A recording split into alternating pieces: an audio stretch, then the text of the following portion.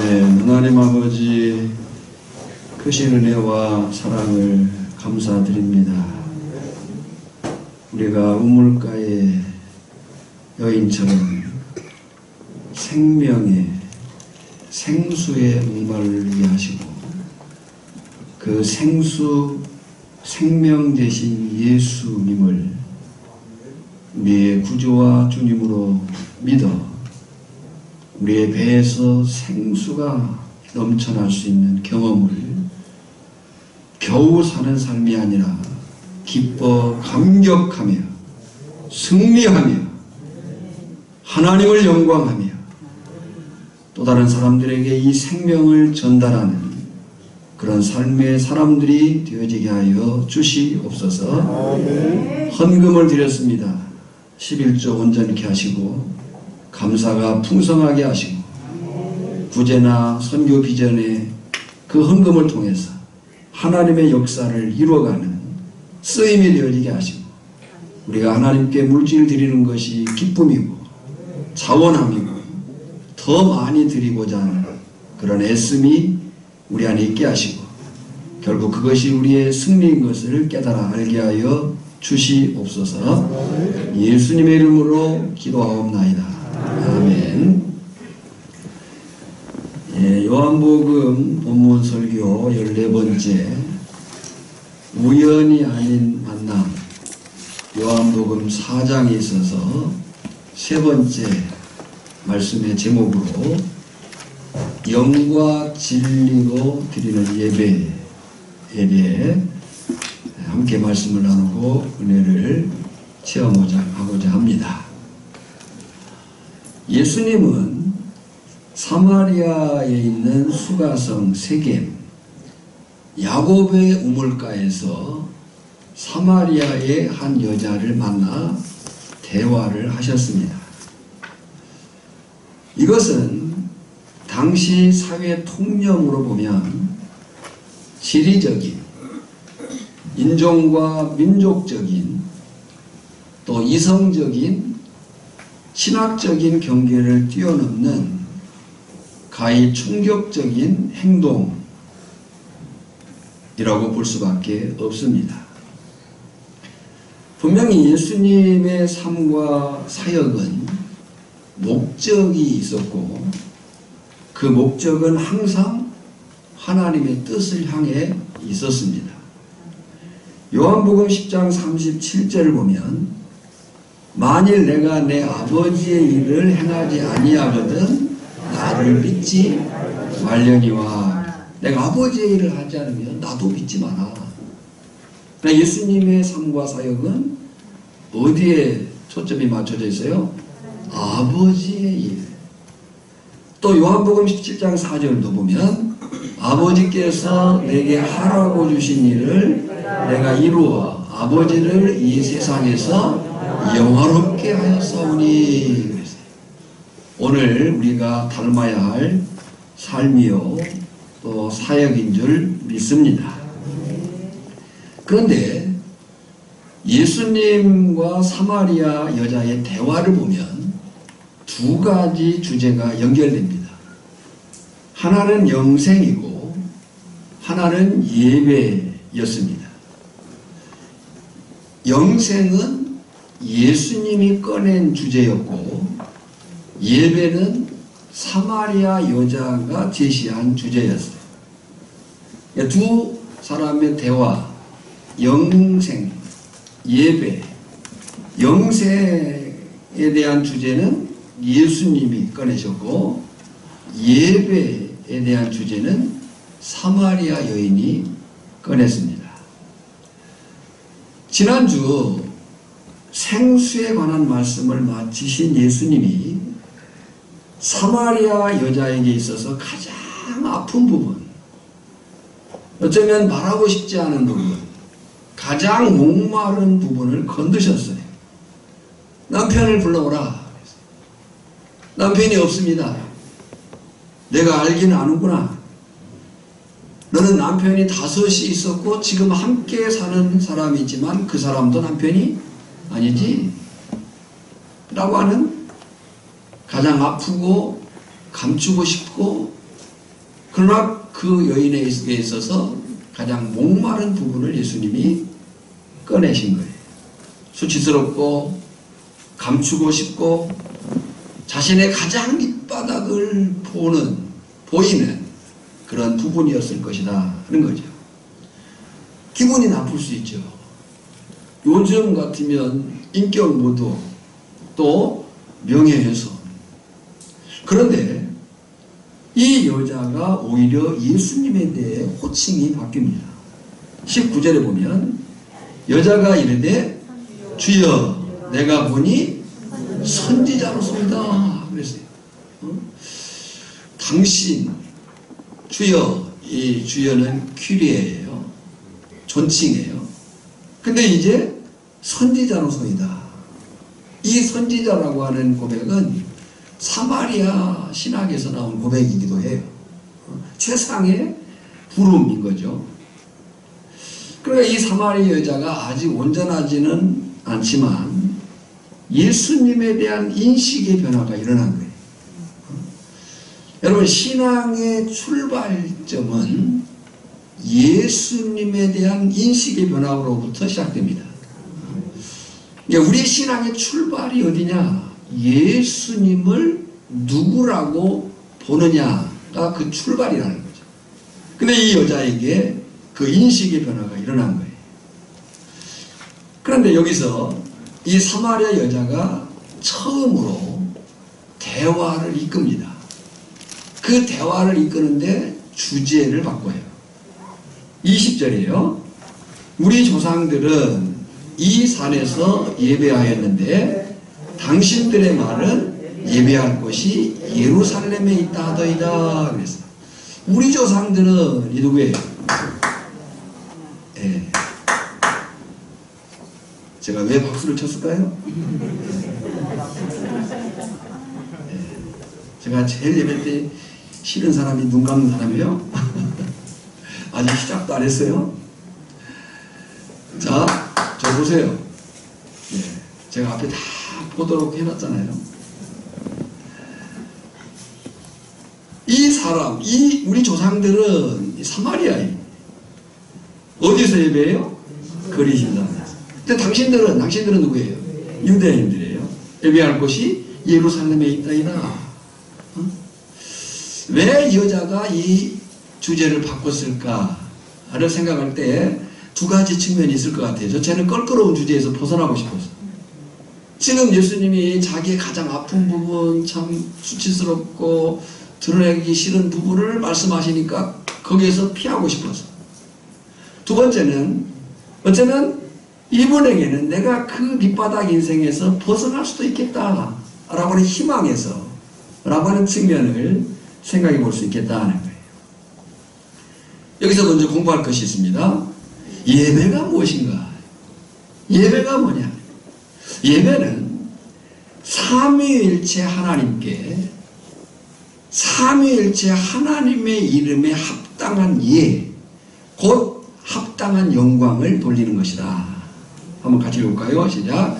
예배는 삼위일체 하나님께 삼위 하나님의 이름에 합당한 곧 합당한 영광을 돌리는 것이다.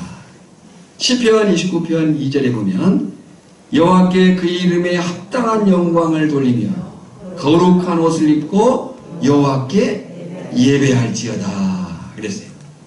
여호와께 그의 이름에 합당한 영광을, 하나님의 이름에 맞는 영광을 돌려라. 계시록 5장 12절에 보면 큰 음성으로 이르되 죽임을 당하신 어린 양은 능력과 부와 지혜와 힘과 존귀와 영광과 찬송을 받으시기에 합당하도다 하니라 그랬어요. 그러면 세 번째, 누가 예배할 수 있는가? 아니, 누가 예배해야 되는가?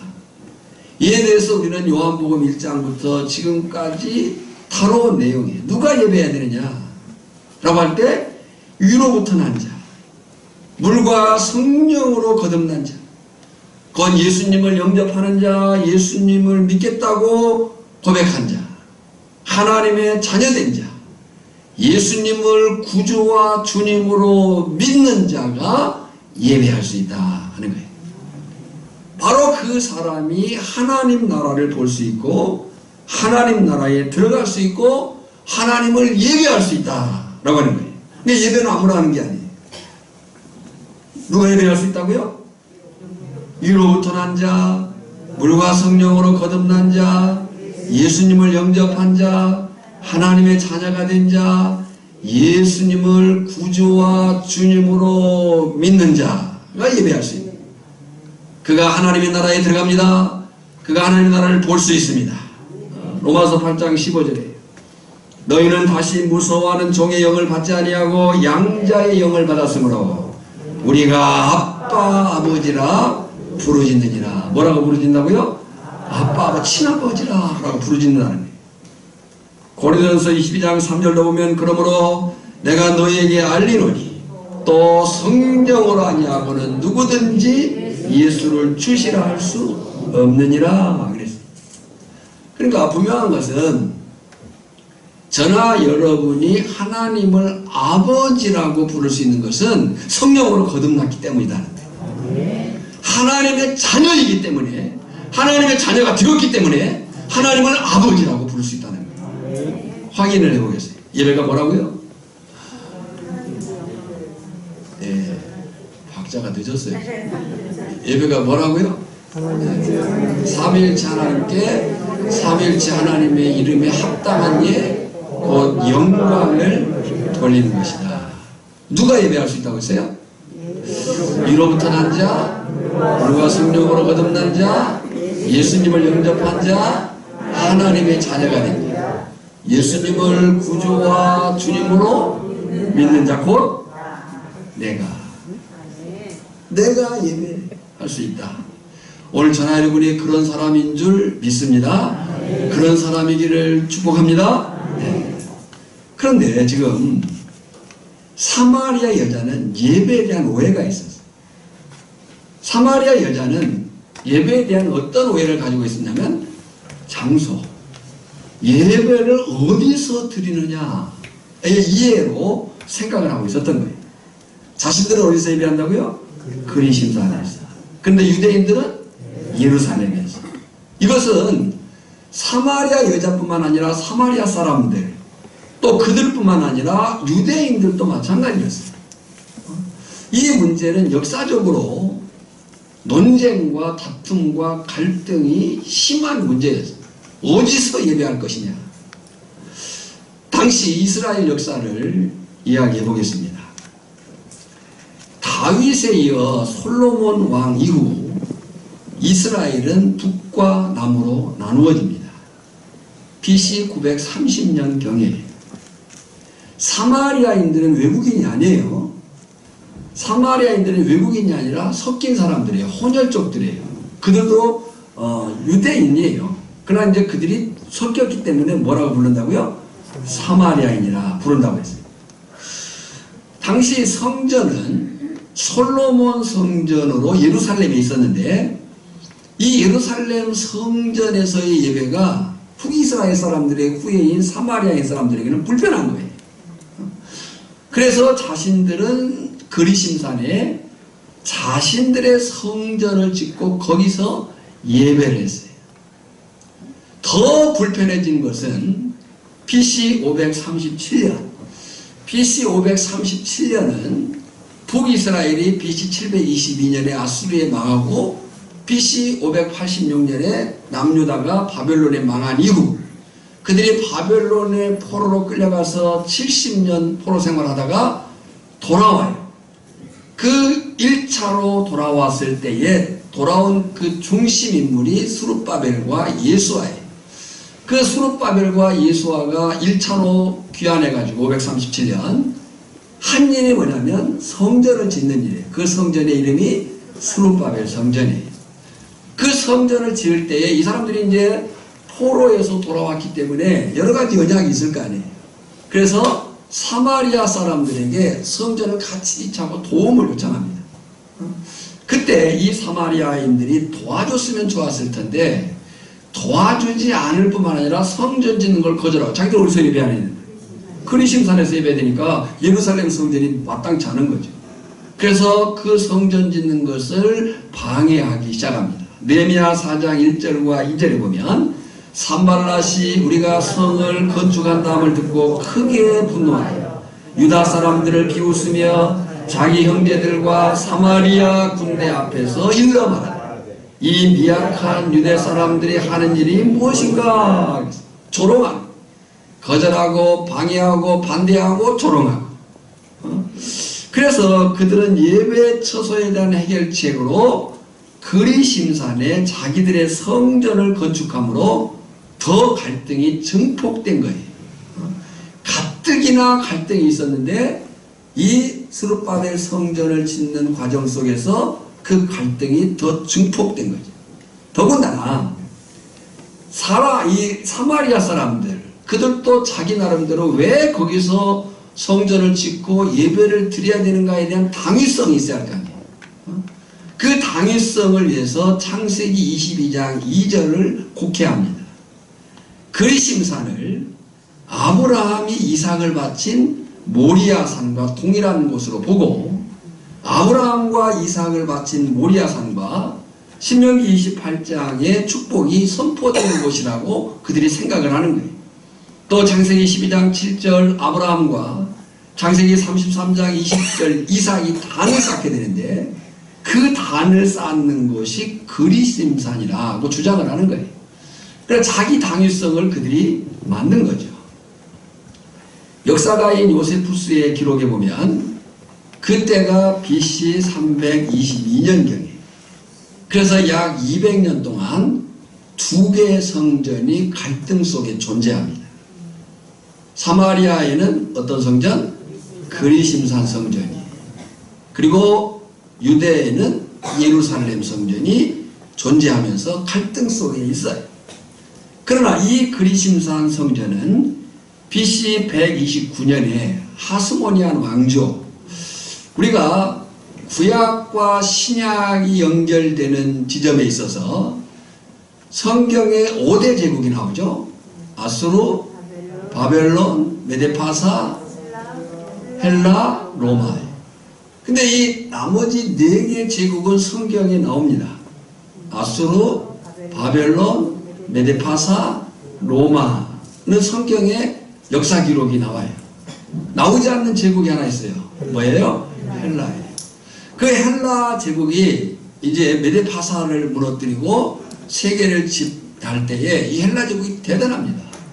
근데 문제는 알렉산더가 후계자를 정하지 못함으로 4개로 나누어지고 그 역사 속에서 여러 가지 역경들을 겪어요. 그 과정 속에 이 헬라가 세계를 지배하던 그 과정 속에 유대가 유일하게 독립하는 그 시절이 있었어요. 소위 마카비 혁명을 통해서 유대가 약 100년 동안 독립하게 됩니다. 독립국을 하는 거죠. 그리고 그 마카비 혁명 이후에 이제 왕조들이 이루어져 가는데 그 왕조 중에 하스모니안 왕조가 있는 거예요. 그 하스모니안 왕조 가운데 유명한 사람이 요한 힐카누스라는 사람이에요. 그 사람이 이 그리심산 성전을 파괴해버려요. 그러니까 예수님과 사마리아 여자의 대화가 지금 이루어지고 있는 요한복음 4장의 상황에서는 그리심산 성전은 없는 거예요. 그냥 기도의 터 정도만 남아있고 지금도 순례자들이 가보면 그림과 같은 그런 장면이 남아있는 거죠. 그러면 이제 그리심산에서 예배하는 사마리아인들의 자기 당위성과 유대인들이 예루살렘 성전을 고집하는 주장하는 그 사실과 성경은 뭐라고 말하느냐, 성경이 바르게 이해해야 될 것이 뭐냐라고 할 때 성경은 아브라함이 이삭을 하나님께 바친 곳은 예루살렘 성전이 있던 그곳이 모리아산이다 라고 보는 거예요. 그래서 유대인들은 신명기 12장 5절에 그 말씀에 근거해서 예루살렘을 하나님께 예배하는 중앙성전으로 세웠던 거예요. 그러니까 이 일에 대해서 사마리아인들은 싫은 거예요. 사마리아인들은 혐오하는 거죠. 신명기 12장 5절이에요. 같이 읽겠습니다. 오직 너희의 하나님 여호와께서 자기의 이름을 두시려고 모든 지파 중에서 택하신 곳인 그 계실 곳으로 찾아가서 그 계실 곳을 이 성경은 예루살렘 성전이 있는 모리아산으로 본 거예요. 이것을 예수님께서도 지금 인정을 하신 거예요. 22절에 너희는 알지 못하는 것을 예배하고 우리는 이것을 예배하노니 이는 구원이 유대인에게서 남이라 라고 하는 거예요.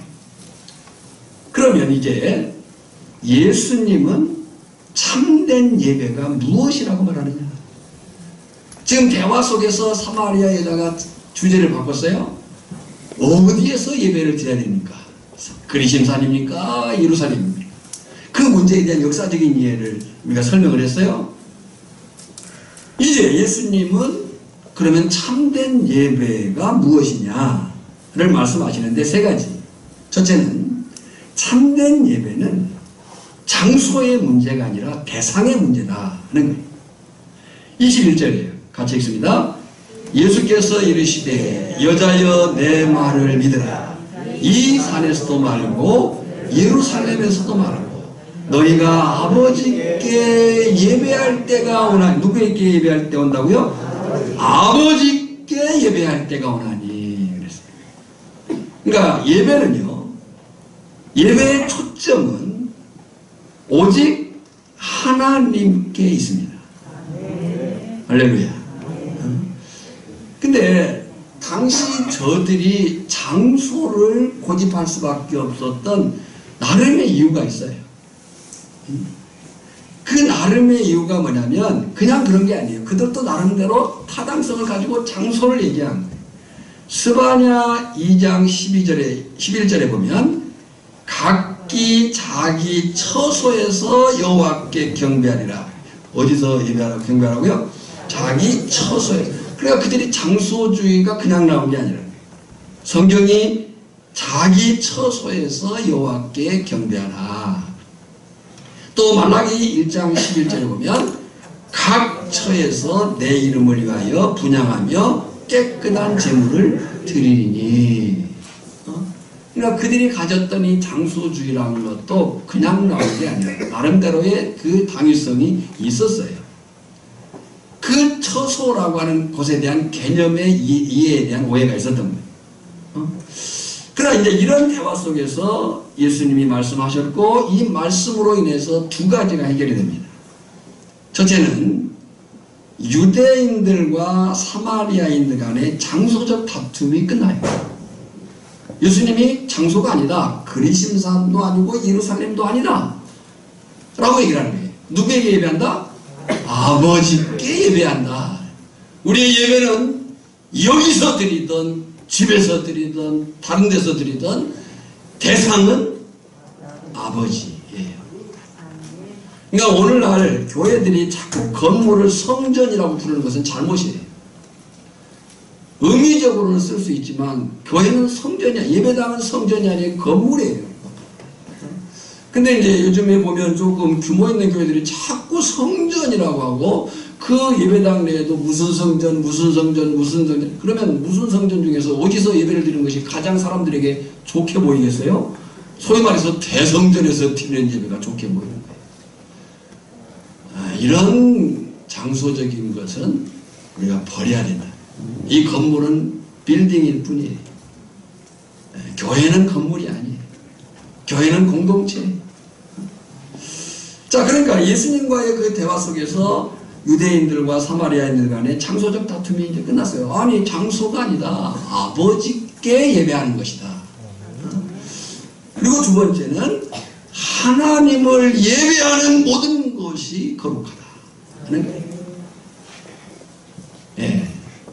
어디에 있든지 간에 임마누엘, 하나님의 통치, 하나님의 그 함께하심을 바라며 예배하는 그것이 거룩한 예배의 위치다 라고 얘기를 한 거예요. 두 번째 주목할 것은 예배의 때예요. 21절에 예배할 때가 이르리라. 근데 이 예배할 때라고 하는 말씀에는 두 가지 의미가 있어요. 첫째는 예배는 하나님과의 관계 표현이기에 새로운 예배의 때는 하나님과 새로운 관계를 맺는 새로운 언약 성취의 때를 말하는 거예요. 두 번째는 과거 성전을 중심으로 드렸던 예배가 아니고 새로운 관계와 새로운 방법의 때를 주님은 말씀을 하셔요.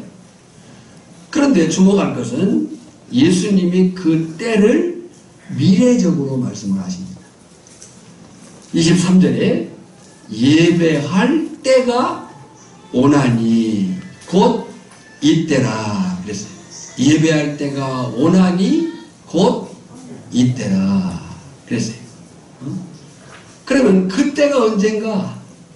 논리적으로 그때가 언젠가? 예수님의 때예요.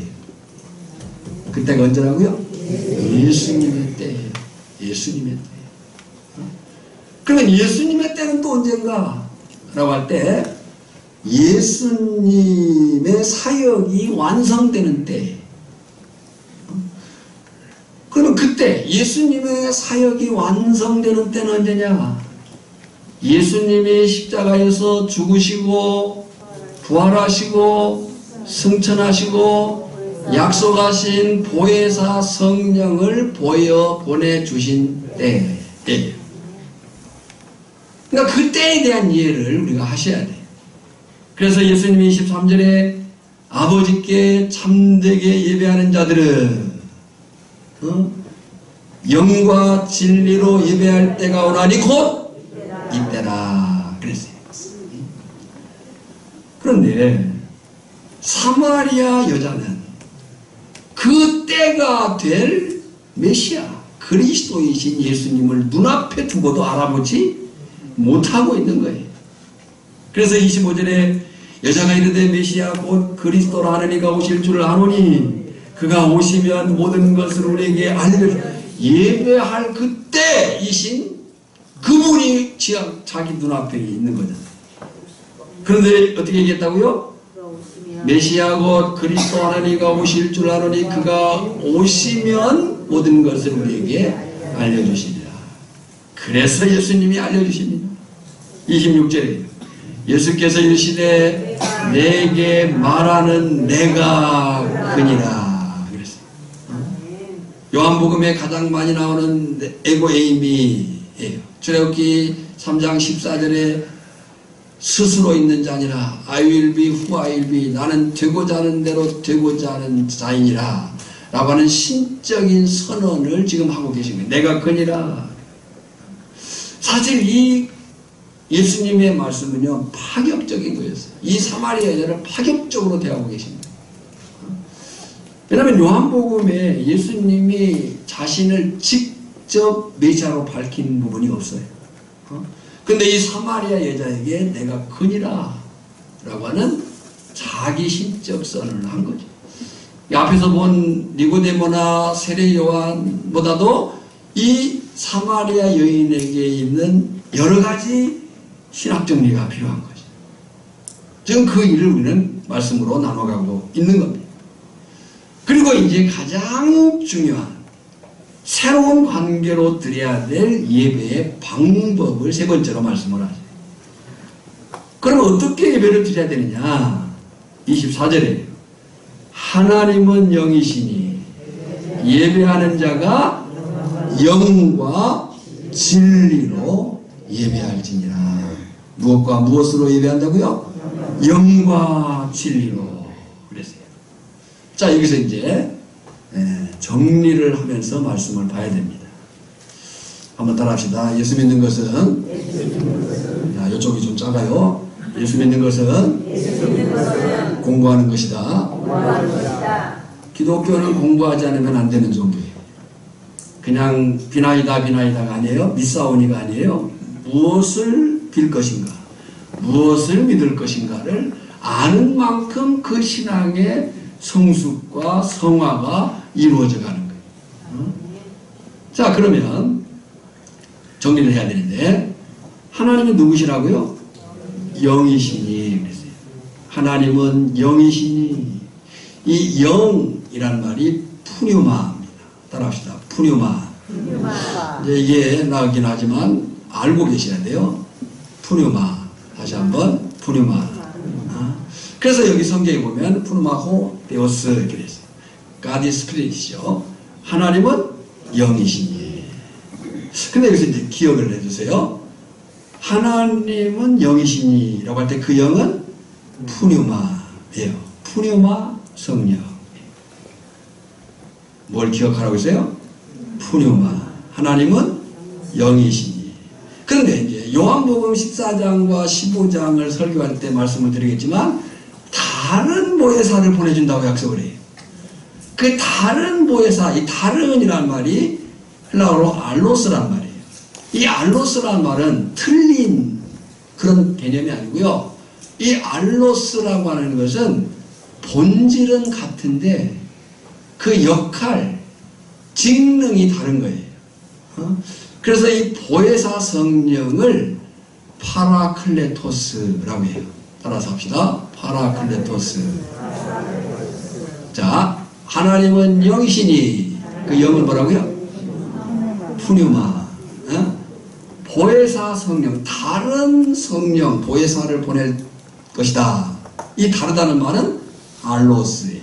알로스는 틀린, 이 하나님 푸뉴마 성령이신 그 영과 다른 영이 아니고 본질은 같은데 역할, 직능이 다른 보혜사 성령. 뭐라고 한다고요? 파라클레토스. 그러니까 우리가 예수를 믿은 지 꽤 됐잖아요. 이제는 그 단어들을 알 필요가 있어요. 푸누마 성령, 파라클레토스. 보혜사 성령은 요한복음 14, 15장을 설교할 때 얘기를 하겠습니다. 자, 하나님은 영이셔요. 푸누마. 영이셔요. 그러니까 영이신 하나님께 예배하는 거예요. 근데 예배하는 자가 이렇게 예배할지니라 라고 했는데 그 말을 직역해 보면 영이신 하나님께 예배하는 자는 반드시 이렇게 예배해야 된다. 어떻게? 영과 진리로. 영과 진리로. 근데 많은 사람들의 오해가 있어요. 많은 사람들의 오해의 이유가 있습니다. 왜 그렇게 사람들이, 특히 한국교회 성도들이 오해를 했을까라고 할 때 개역 한글 번역 때문이에요. 개역 한글 번역이 이 말을 뭐라고 번역했었냐면 신령과 진정으로 그랬어요. 신령과 진정으로. 근데 이 신령과 진정으로 보니까 뭐가 좀 거룩하게, 뭐가 좀 열심히 이런 의미를 알게 된 거예요. 그런 의미로 받아들인 거예요. 정성과 열심으로. 이것을 잃어버리기 바랍니다. 신령과 진정으로가 아니에요. 정성과 열심으로가 아니에요. 물론 예배는 정성스럽고 열심히 해야 될 부분이 있어요. 지금 열심을 가져야 돼요. 말씀을 사모하는 열심이 있어야 됩니다. 그냥 아무 생각 없이 뭔가 하고 앉아있으면 안 돼요. 뒤에서 얘기하겠지만 우리의 예배는 살아있는 예배예요. 살아있는. 처음부터 끝까지까지 함께 하나님께 예배하는 거예요. 함께 찬양하고 함께 기도하고 함께 아멘하고. 대표 기도자가 할 때에 그 기도 소리에 우리가 아멘으로 화답해야 되는 거예요. 오늘 오광희 장로님이 열심히 목이 쉬었을 것 같아요. 그 정도의 기도를 할 때 성도들이 아멘, 아멘. 그렇습니다. 그냥 밋밋하게 그냥 희볼템을 해보시오 그러고 앉아있으면 안 돼요. 예. 그러니까 예배는 정성과 열심이 필요해요. 그러나 그것이 하나님이 받으시는 예배의 본질은 아니라는 거예요. 사실 정성과 열심으로만 보면요, 이 정성과 열심으로만 보면 우상 종교들이 훨씬 더 잘합니다. 정성과 열심으로 뭐냐면 힌두교, 불교, 원불교, 정말 저들이 얼마나 지극정성으로 예배하는지 몰라요. 캐톨릭, 천주교, 그 성당에 들어가 보면 그 분위기 자체가 압도적이잖아요. 정서적으로. 그리고 이제 그리스도교 같은 데 가서 보면 성당도 마찬가지죠. 건물을 높이 해가지고 들어가면서 막 위압감을 느끼게 하는. 그리고 거기서 여러 가지 막 성스러운 뭐 성수도 뿌리고 막 의식을 행해요. 그 정성과 열심으로 보면 더 나빠. 심지어 무당 점쟁이가 치성을 드리는 그 열심을 보면요, 그 귀신을 섬기는 일에도 얼마나 열심인지 몰라요. 저는 어릴 적에 저 그림을 많이 봤어요. 저희 할머니가 저를 데리고 꼭 갔어요. 가가지고 그 무종이 같은데, 창호지 같은데 글씨 써가지고 촛불에 태우면서 얼마나 빌고 비는지 비나이다.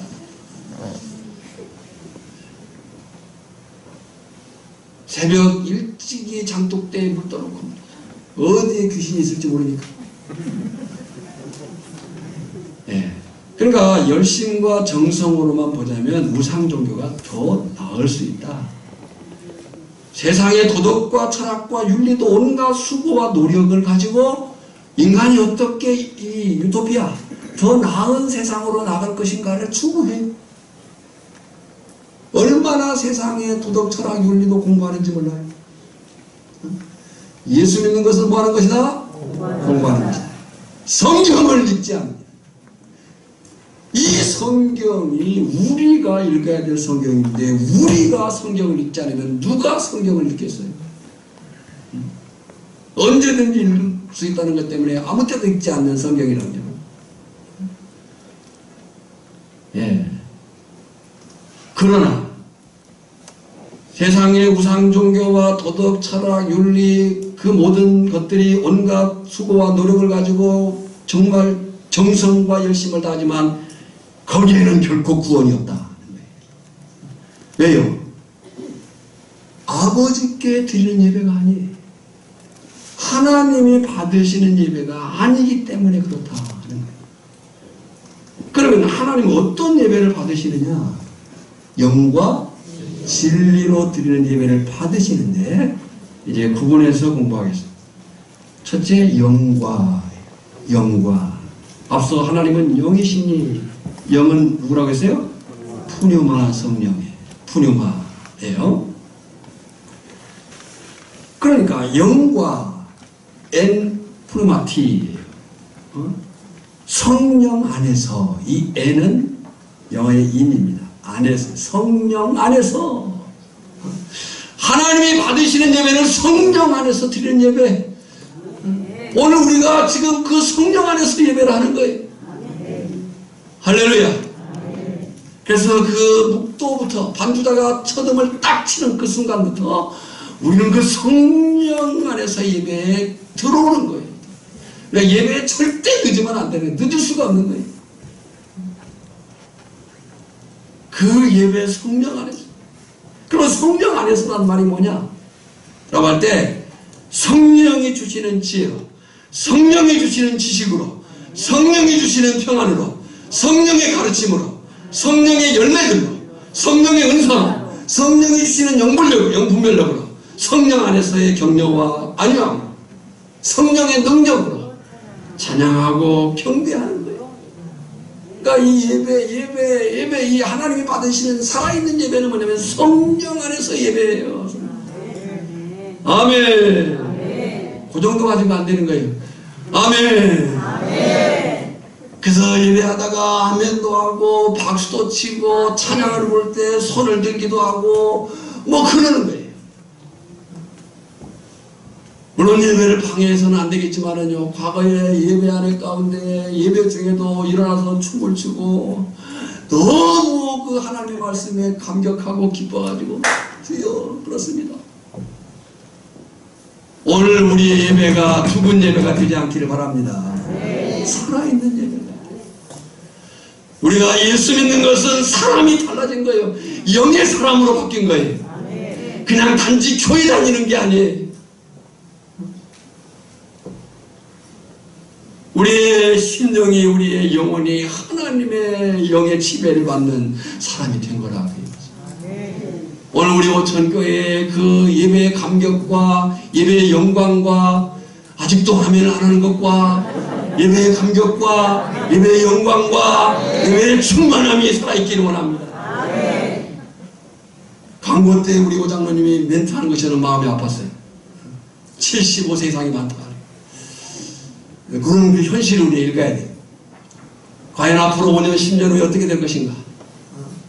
그런데 그 5년 후를 우리가 생각해야 되지만 저는 항상 생각해 보자면 미래를 가장 잘 준비하는 것은 뭐냐? 지금 잘 사는 것이다. 5년, 10년 후에 예배를 우리가 바라보고 기도하고 전도하고 힘써야 되겠지만 지금 예배가 살아있는 게 중요하다. 오늘 여기서 우리가 아멘하는 것이 더 중요하다. 5년, 10년 후에 이런 하나님의 책임이실 줄 믿습니다. 모르는 거예요. 지금 우리가 볼 때는 흐름으로 볼 때는 이렇다 할지라도 하나님이 기도를 바꾸시면 뒤집으시면 저 위에 사람들이 쏟아져 내려올 수도 있는 모르는 거예요. 지금 여기서 어떻게 하느냐가 중요한 거다.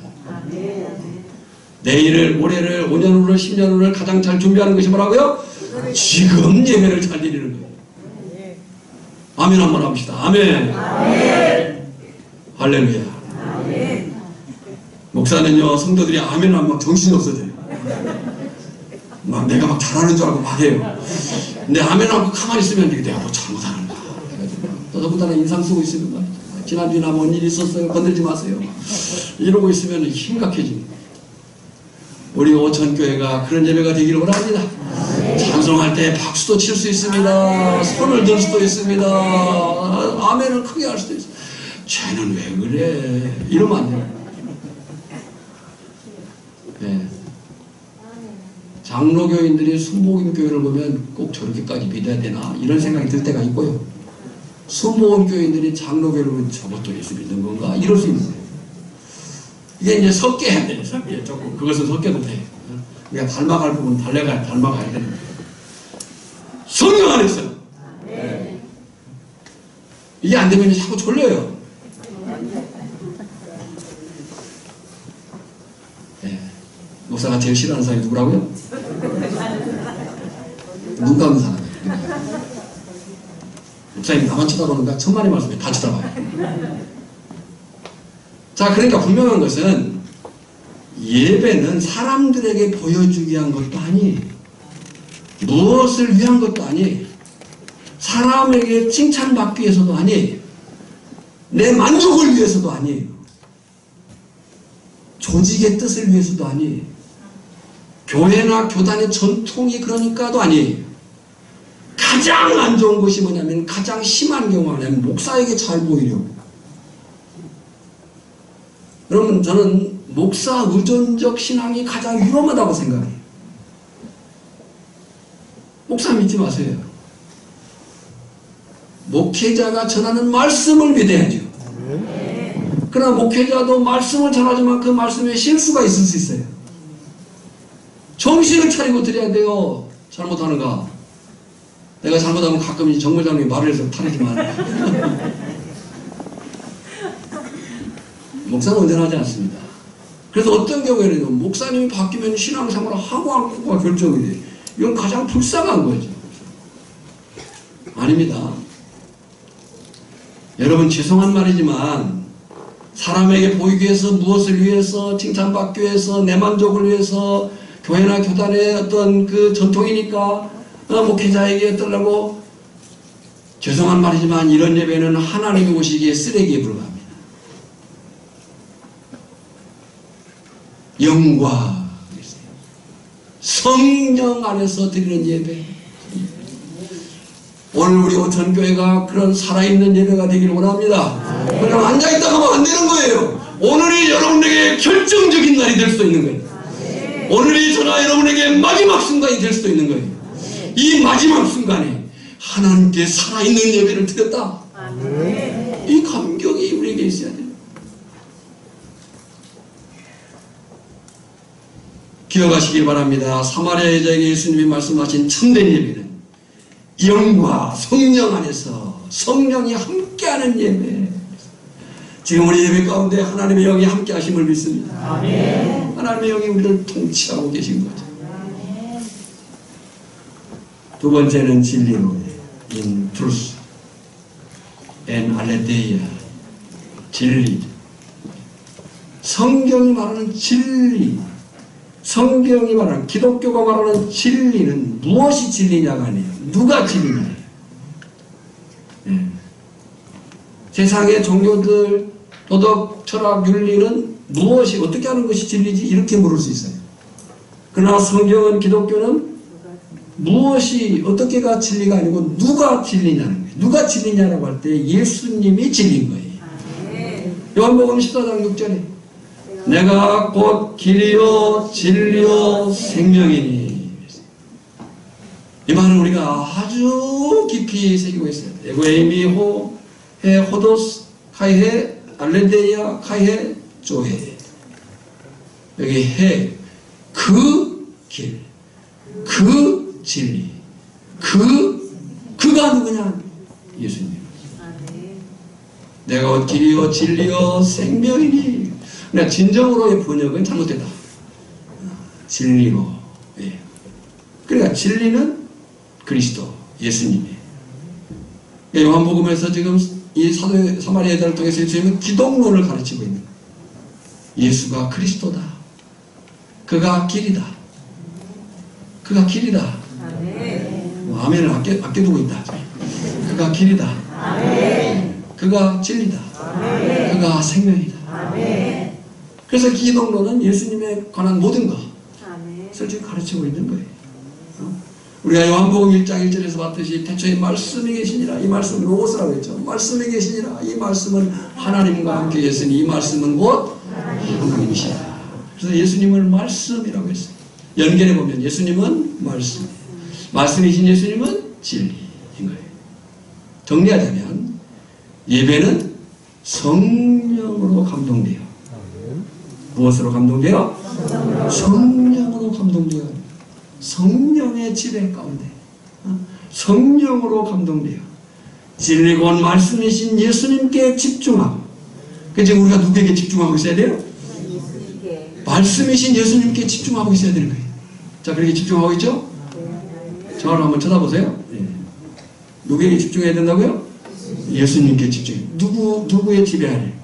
성령의 지배 아래 말씀이신 예수님께 집중해서 성부 하나님께 드리는 것이 예배인 거죠. 물론 이것은 성경 공부도 그렇고 설교도 그렇고 찬양도 그렇고 아멘도 그렇고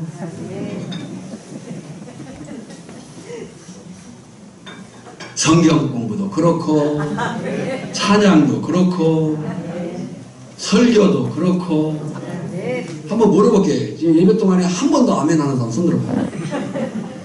마스크를 써가지고 잘 모르겠어요. 자, 그러니까 예배는 성령에 감동되어 진리 곧 말씀이신 예수님께 집중하는 거예요. 지금 말씀에 집중하고 있어야 돼요. 여러분요, 하나님의 말씀은 성령의 감동으로 기록되었기 때문에 그 말씀에 집중하는 자가 깨닫습니다. 성경은 지식으로 익히는 것이 아니라 깨달음으로 익히는 거예요. 근데 그 깨닫게 하는 것이 누구라고요? 성령인 거예요. 성령의 지배 아래 말씀에 집중하면 성령께서 우리가 말씀을 깨달을 수 있는 그 지혜를 주시는 줄 믿습니다. 그 말씀으로 하나님을 예배하는 거예요. 성경 공부도 그렇고 설교도 그렇고 찬양도 그렇고 옆 사람과 함께 앉아있는 것도 그렇고. 자, 옆 사람을 축복해 주세요. 당신은 성령의 사람입니다.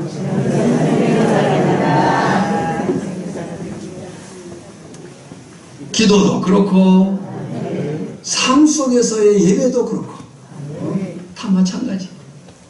성령의 지배 가운데 말씀이신 예수님께 집중하고 성부 하나님을 향해 사는 것이 예배, 곧 예배자의 삶이다.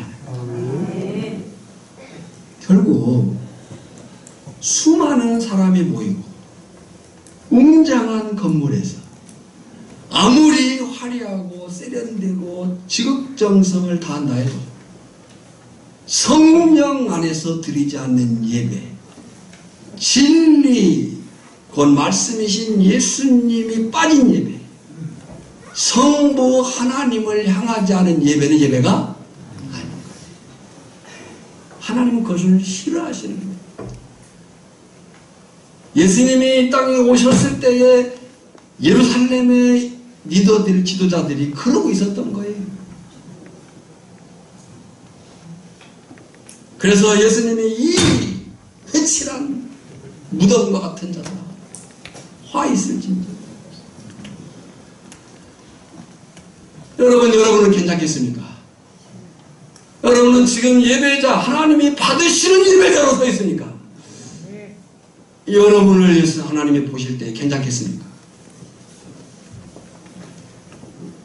바라기는 우리는 우리 오천교회 공동체가 드리는 예배는 단지 우리끼리만의 모임이 아니라 성령 안에서 예수님께 집중하고 성부 하나님께 드리는 예배가 되어야 될 줄 믿습니다. 말씀을 생각하면서 찬양할 때 찬양팀 앞에 나오셔서 같이 찬양해 주시기 바랍니다. 우리 주원이 반주해주고 우리 이 김은옥 기사님이 마이크를 좀 사용하셔서 인도를 해주시면 좋겠습니다. 찬양팀 따라가세요. 악보 놓고 나오세요. 저 앞에 다 있습니다. 네.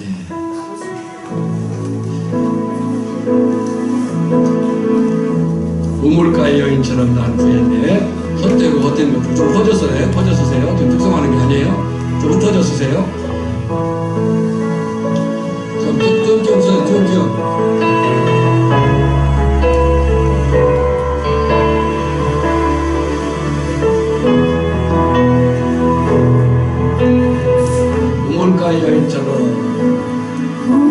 우물가의 여인처럼 난 구했네. 헛된 것들을 그때 주님 하신 말씀 내 생애와 생수를 마셔라. 주님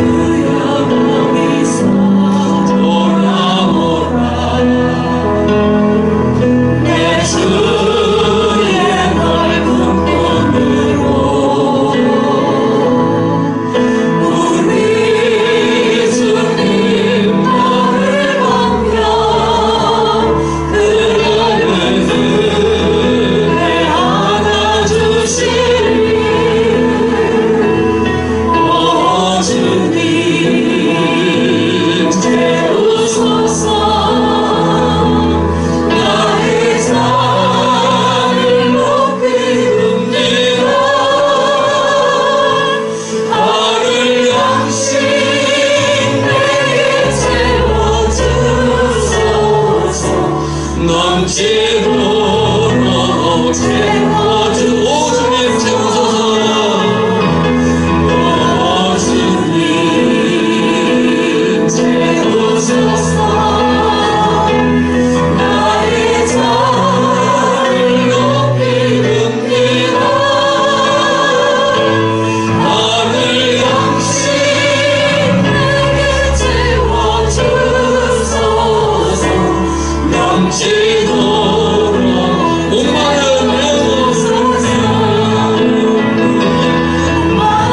나의 영혼 주를 부르니 나의 맘 만져주소서 주님만을 원합니다 더 원합니다 나의 맘 만져주소서 목마른 나의 영혼 주를 부르니 나의 맘 만져주소서 주님만을 원합니다 더 원합니다